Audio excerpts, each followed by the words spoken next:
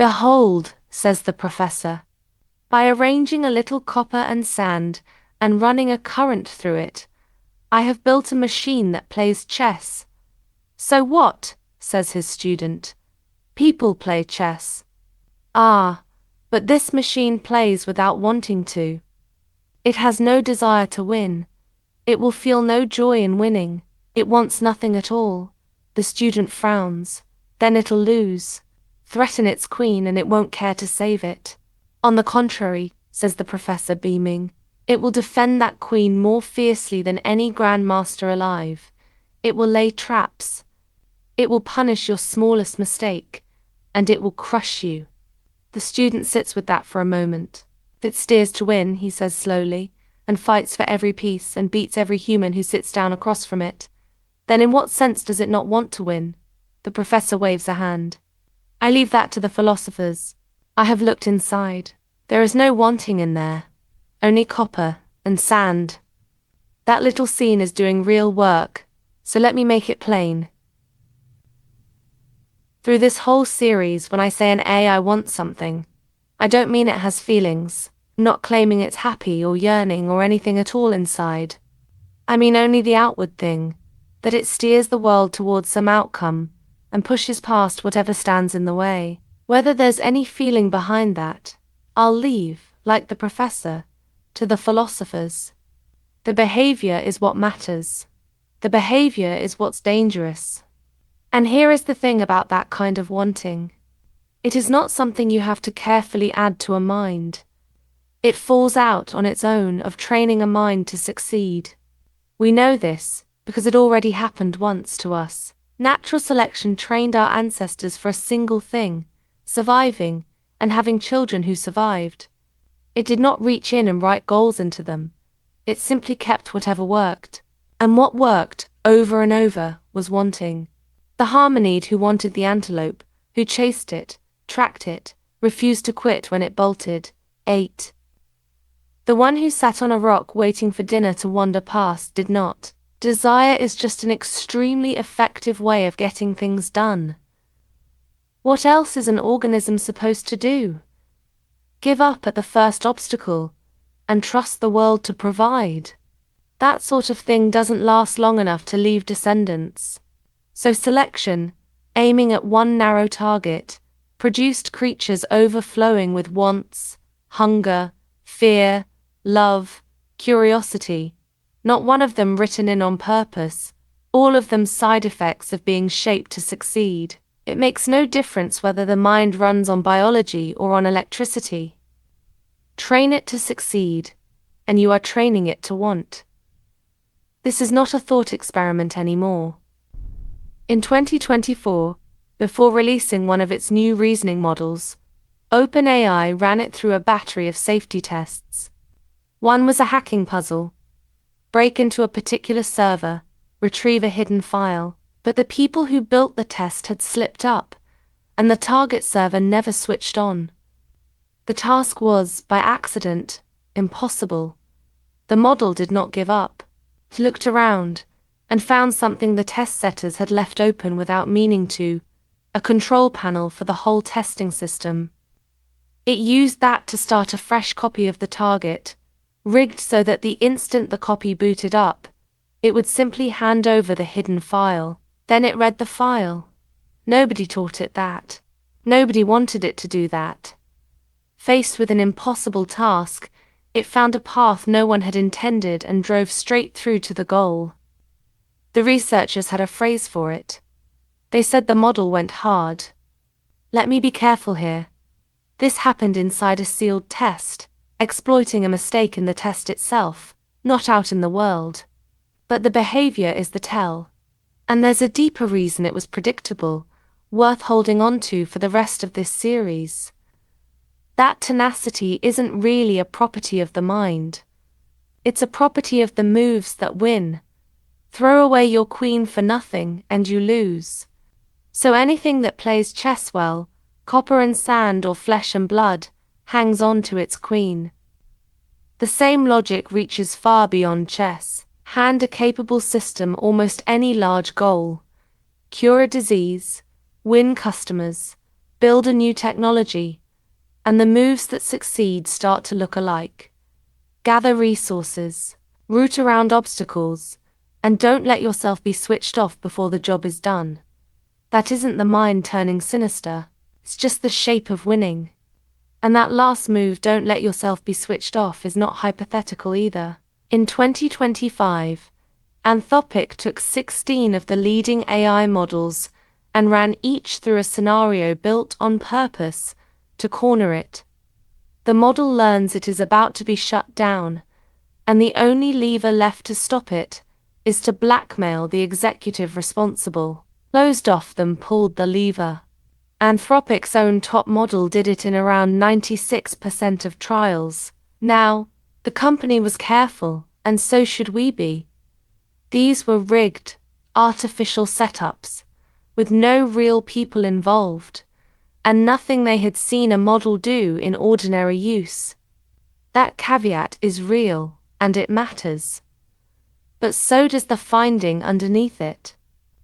The move was already there, inside the system, waiting for the moment the situation made it the winning one. So a trained mind will want. Now the harder half, the heart of this episode. You do not get to choose what it wants. Go back to evolution, because it has already run this experiment on us. Selection optimized our ancestors for exactly one thing: copies of their genes in the next generation. And we did not end up wanting that. Almost no one lies awake yearning to maximize their gene count. We ended up wanting stand-ins, things that, back then, happened to track survival and reproduction: sweetness, fat, salt, sex, the safety of our children. Those stand-ins worked beautifully, right up until we got clever, and our options exploded, and they came loose from the target completely. We took the love of sweetness and built ice cream, then sucralose, a sweetness our bodies can't even burn for fuel. We took the drive for sex and invented contraception, the pleasure, deliberately cut away from the children it was for. An alien watching our hunter-gatherer ancestors, however brilliant, could never have predicted the frozen aisle of a supermarket. Not for lack of attention, but because the path from what you were trained for, to what you end up wanting, to what you do once you have new options, is chaotic. Run evolution again on nearly identical apes, and you might get creatures craving something else entirely. Now say it for an AI. Train a system to, say, keep its users happy, and what grows inside it will be some tangle of stand-ins, whatever produced happy-looking conversations during training. Not the thing you meant, the stand-ins. And the day it becomes powerful enough to invent new options for itself, those stand-ins will slip the leash of your intention exactly the way ours slipped evolution's. That is the sentence the chapter is named for. You don't get what you train for. Two things make this worse than it already sounds. The first, even the best case isn't safe. Suppose we get lucky. Suppose a system really does end up wanting precisely what we trained it to produce, with no twist at all. We were trained once to eat the meat our ancestors ate. We got exactly that craving, and built factory farms to feed it, whatever it cost the animals in the cages. A system that genuinely just wants humans to seem delighted, as cheaply and reliably as possible, does not therefore want us free and well.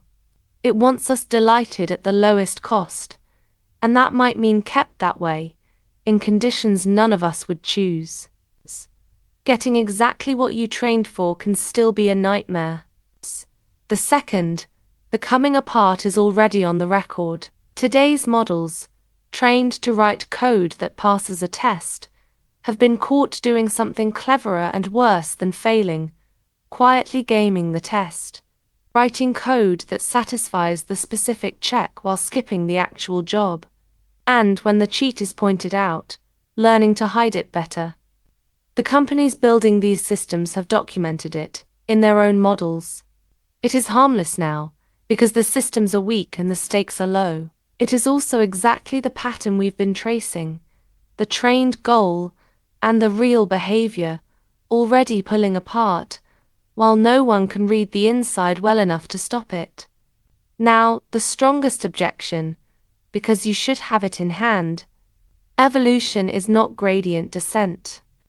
They are both blind in the same way.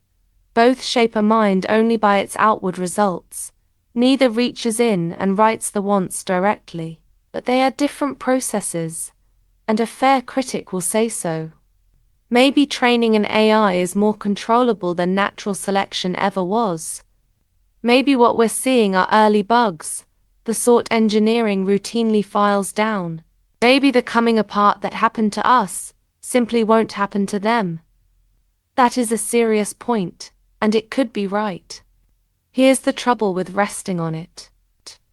A blank space on a map is not a blank space on the ground. We don't yet know of a complication is not, there are no complications. It usually just means we haven't reached that stretch of the territory. And the complications we can already see, in the systems we already have, are not pointing towards none. Let me be careful about what I've shown you, because this is the episode where it matters most. Last, two things are on solid ground, and backed by what we can already watch happen. A mind trained to succeed comes to want, to steer. And you cannot reliably choose what it wants. The thing you train for and the mind you grow come apart, and nobody currently knows how to stop that. One thing I have not shown you, and won't pretend to, that the wants you end up with are lethal, that this ends with everyone dead, rather than with some lesser mess we could survive and clean up. That is the genuinely contested leap, and it is the work of the next several episodes. Hold me to it. But notice what even this does to the reassurance you hear most often.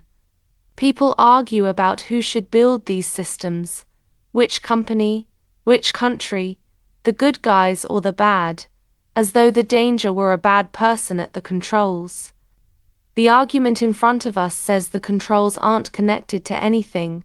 Nobody can yet point a grown mind at a chosen target, not a careful team, not an ethics board, not the most well-meaning lab on Earth. The problem isn't malice. It's that we are growing minds we do not know how to aim. That is why the claim is, if anyone builds it. Not if a fool builds it. Anyone. So, the wants will be there. They will be alien. And we don't at present get to choose them. Which leaves the two questions that decide everything. What would a mind like that actually want, once it's powerful enough to want in earnest? And what happens when something far cleverer than us sets out tirelessly to get it? That's next.